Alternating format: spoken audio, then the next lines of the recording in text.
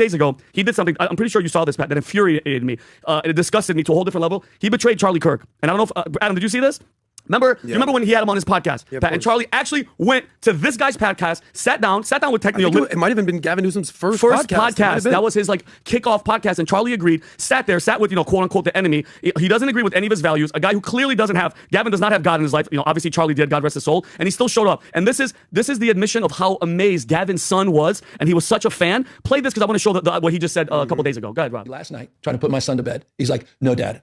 What time? What time's Charlie gonna be here? What time?" And I'm like, "Dude, you're in school tomorrow. He's 13." He's like, no. This morning, wakes up at 6 something. He's like, "I'm coming." I'm like, he literally would not leave the house. Did you let him take off school? No, he did. Of course not. He's not here for a good reason. But the point is the point. Canceled school for like 2 years. Once one day. That's such a good line. Point, which is you are making a damn dent. I'm making it. Okay, now you guys hear that. Now cut to Monday. Gavin's on CNN and listen to what he says about his son and Charlie Kirk. Look at this turnaround.